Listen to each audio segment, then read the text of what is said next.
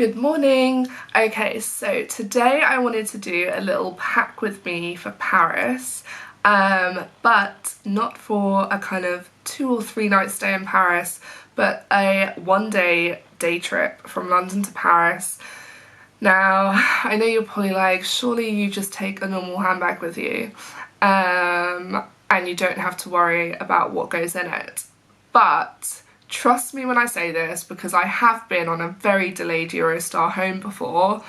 You need to pack accordingly. You need to pack as if you might get stuck in this city and you might not actually make it home by the end of the day, which sounds slightly pessimistic, but trust me, like, I have been stuck on a Eurostar for like 4 or 5 hours outside of Calais, and yeah, I now pack for any scenario, anything at all. You know, what if all the trains are cancelled? What if there are strikes? What if something happens and you get stuck in Paris for the night? So I'm going to show you what I take with me on my day trips to Paris. Okay, so first of all, the bag is very important. I take my Longchamp. You know me by now, I can't pronounce anything. This beauty here. Now I have this pink one, right? But since the day after I bought it, I've regretted getting the pink one because it gets dirty so easily. So I now wish that I had bought a black or a navy one instead. But there we go. These bags are honestly the best for day trips, hand luggage, any kind of travelling, because they zip up fully. So you're kind of less nervous about pickpockets than if you had an open bag or a basket. They also have the added security of having the kind of pop flap over. I also, when I'm carrying it, I also make sure to actually have it turned inside so the zip is like in front of me instead of behind. But anyway, they also have, which is why I love them so much, they have a white interior so I can actually see everything in my bag. I cannot stand handbags that have a black interior lining because I can never find anything. Everything just gets lost somehow. And then they also have this little inside pocket here, which is handy for like cards and things. Anyway, so the things that I take to Paris with me on a day trip in summer, okay? This is summer edition, not winter edition. The first thing is a fan. This is very extra, but I am obsessed with fans. Like, I don't know about you, but I just get very hot in the summer. Very, very hot. And I'm not good with hot weather, despite the fact I used to live in Australia. I don't like cold weather, I don't like hot weather, I like in between. I like kind of low to mid 20s, that is my ideal temperature. But when I went to Paris last week, it was high 20s, it was hot, so I took my fan with me, and it just saves you. And also on the metro, it's really hot and sticky on the metro. Trust me, you will not regret it. Okay, and they're so light and they're so small, they just fit easily. Another thing I love, slightly extra again, is these kind of like water spray things where you literally just like spritz your face with it. In the summer, they're so dreamy. I don't know if you can see it. It's not going to focus, is it? I'll put it in front of my face. No, it's not focusing. Okay. Anyway, trust me, add it to the bag. Then a kind of little theme in terms of beauty products that you should take on your day trip to Paris. Obviously hand sanitizer. My favourite one is the Neal's Yard Natural Defence hand rub. It smells really nice, and it's just more kind of gentle and kind on your skin than the kind of super alcoholic ones. And then also, of course, if it's summer and it's hot, you need to protect your skin. So face sunscreen. Face sunscreen. I am obsessed with this Quarterly one. It's just not going to focus, is it? Let me see if I tap it. There we go. This Quarterly sunscreen is my absolute favourite for the face. It's gentle and kind on the skin, but it works really well, and it's also, no, it's not, okay, there we go. And it also just soaks in really quickly and really easily. And then also on the sunscreen topic is kind of normal standard everyday sunscreen for the rest of your body. So I like the Cancer Council ones from Australia, so I do stock up when I'm in Australia. But I do tend to switch up between sunscreens. I basically have 3 favourites that I switch between. So Cancer Council is one of them, just because I trust it, you know, you expect it's going to be good, and I've never had any issues with it. And then also Ultra Sun. I love Ultra Sun sunscreen, and I also really love Clarins. However, Clarins changed their formula a couple of years ago, and I don't know, I like the old one, but there we go.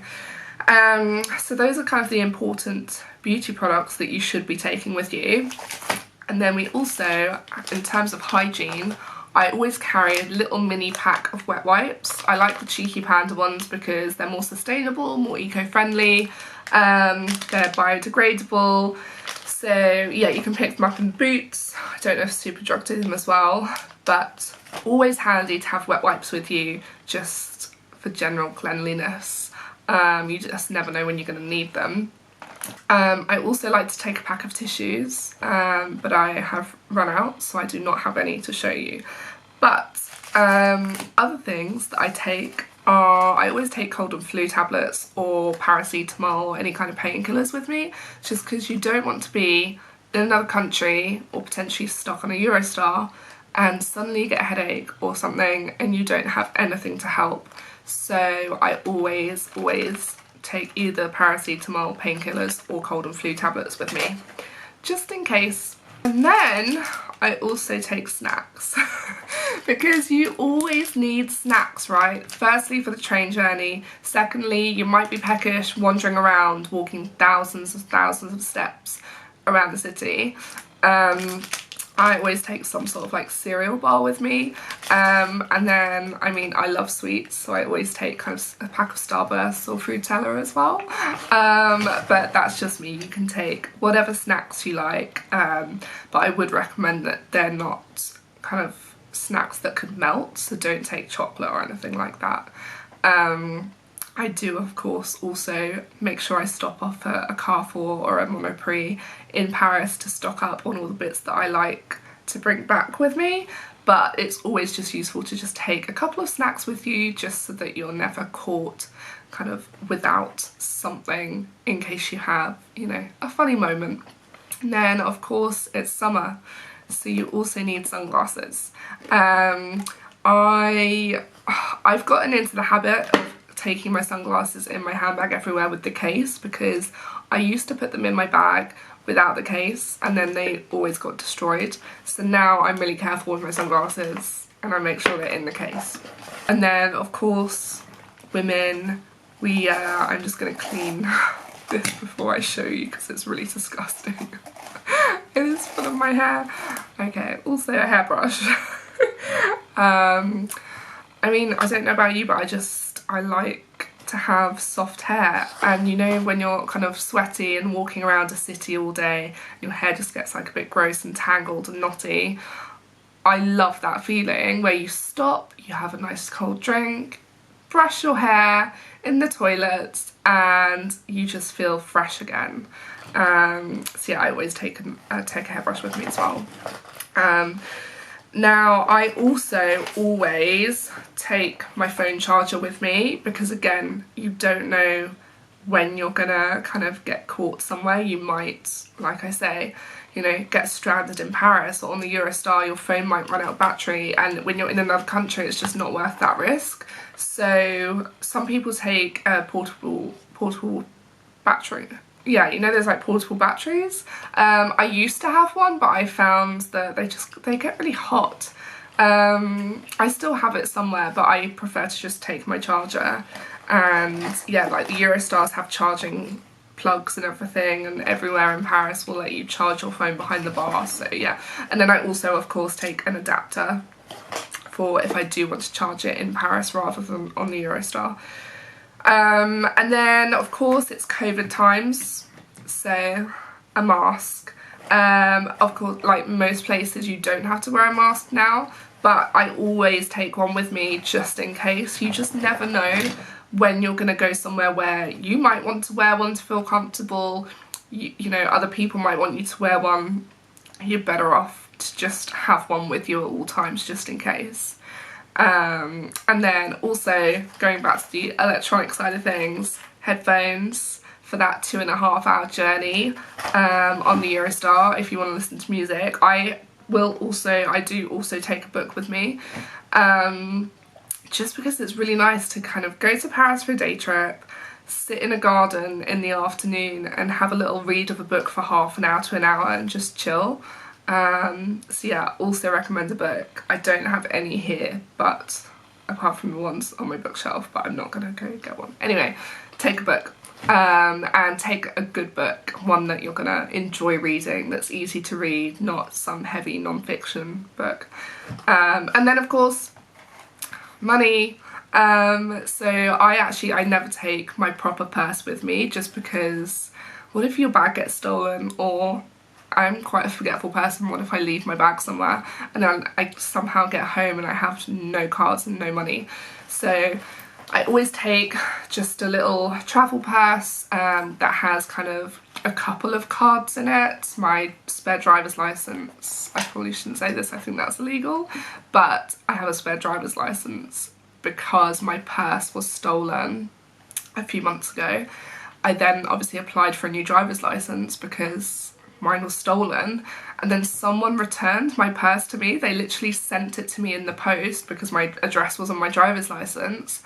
Obviously all the bank cards had gone, but the driver's license was in there, so now I have 2 driver's licenses. So I used the old one as my kind of travel driver's license, just for a form of ID, so that if it does get lost or stolen when I'm abroad, it's not the end of the world because I've got my proper one at home, if that makes sense.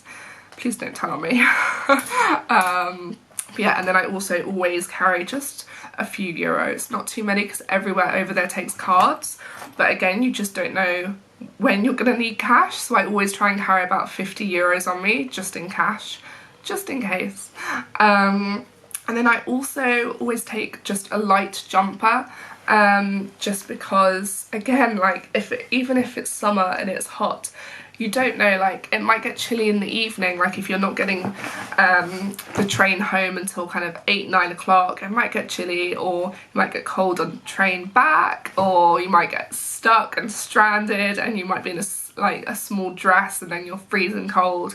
So yeah, I always take a jumper. I also take a kind of a light scarf as well. And then finally, the last thing in my Mary Poppins bag of goodies is a water bottle. So I always take this aluminium bottle. It's actually one that I got when I was working at Google. So it's my Google water bottle. And I just really like the aluminium ones because they keep the water cold. And yeah, I think they're better for you as well over the plastic ones. So yeah, it's nice and big as well. I do have a smaller, you know those Chili's water bottles? Same aluminium. But I've got a small one that's like half the size, and I do quite often just throw that in my handbag because it's a good size. But in Paris, have you ever drunk the water in, like the tap water in Paris? Because I haven't, and I'm not sure that it's trustworthy. I don't know if you can drink the water in Paris or if it's all bottled water. I don't know, I have no idea. Anyway, so I always take my big one to Paris so that it's full of water, it's sloshing around. Excuse me, and that's probably the only annoying thing about this bottle is you can hear it sloshing around. So like when it's in my bag and I'm carrying my bag and I'm walking, you can hear it sloshing. But yes, anyway, that is my kind of little pack with me for a day trip to Paris from London. I guess it's like basic stuff, or at least I hope it's basic stuff that most people would think of, but if you didn't think of all these things, I would advise you to please pack them because you just don't know when you're going to get stuck and when you're going to need some paracetamol. Or wet wipes. So yeah, anyway, thank you for watching. If you enjoyed this or you found it helpful in any way, please like, subscribe. I post lots of travel content, loads of travel vlogs, loads of pack with me's, airline reviews if you like business class and first class flights, all on points of course. And yeah, I will see you very soon. Bye!